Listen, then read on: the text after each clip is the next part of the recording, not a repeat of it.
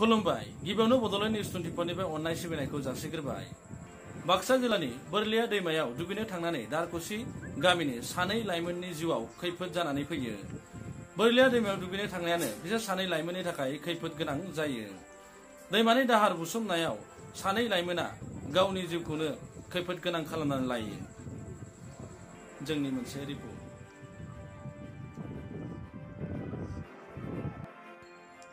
मोनसे दुखुनांथाव जाब्रबथाय बोरलिया दैमायाव दुगैनो थांनानै दारकुसि गामिनि 18 बोसोरनि बिनय नन्दीनि फिसाला सुमन नन्दী, 22 बोसोरनि नेपाल नन्दीनि फिसाला पनक नन्दीया दुखुनांथावै जिउ खोमानो गोनां जायो।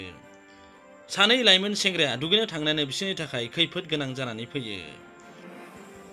दुखुनांथाव जाब्रबथायाव जिउ गोमानो गोनां जानाय पनक नन्दीनि गोथै सोलेरखौ दा मोननाय जाबाय, नाथाय रादाब लिरनाय समसिम सुमन नन्दीनि गोथै सहखौ दासिमबो मोननाय जायाखै।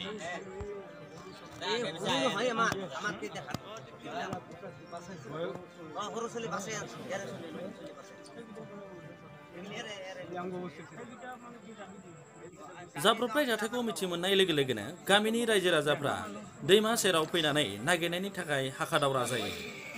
SDRF बाहिनिया बिसोर सानैनि गोथै सहखौ नागिरनो थाखाय हाखा-दावरा खामानि मावफुंनो लायो, नाथाय गोबाव सम नाजानायनि उनावबो बिथांमोना पनक नन्दीनि गोथै सहखौल' मोननाय जायो।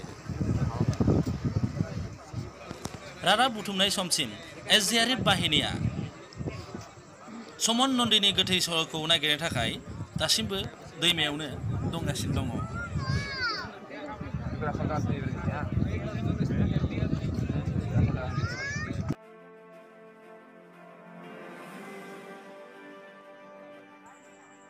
हरखाब बोरलिया दैमायाव बेबायदि दुगैनो थांनायाव हरखाब जाब्रबथाय जानानै जिउ गोमानांनायनि जाहोनाव पनक नन्दী आरो सुमन नन्दीनि नखरा दुखु मोनदों, लोगोसे गामिनि सुबुंफोराबो दुखु मोनदों।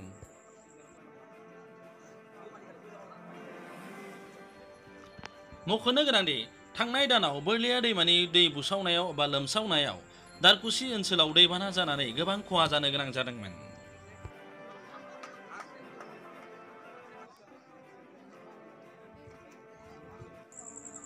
रादाब बुथुमनाय समसिम SDRF बाहिनिया सुमन नन्दीखौ जाथायनि जायगायाव नागिरगासिनो दङ।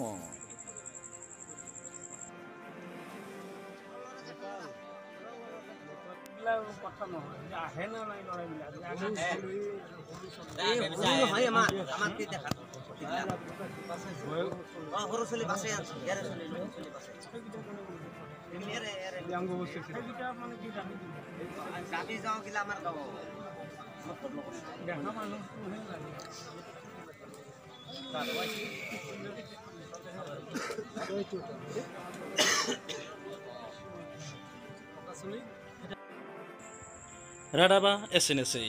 नोंथांमोना बड'लेण्ड निउस 24 खौ मोजां मोनोबा साबस्क्राइब खालाम, लाइक खालाम आरो शेयार खालामनो दाबाव। गोजोन्थों।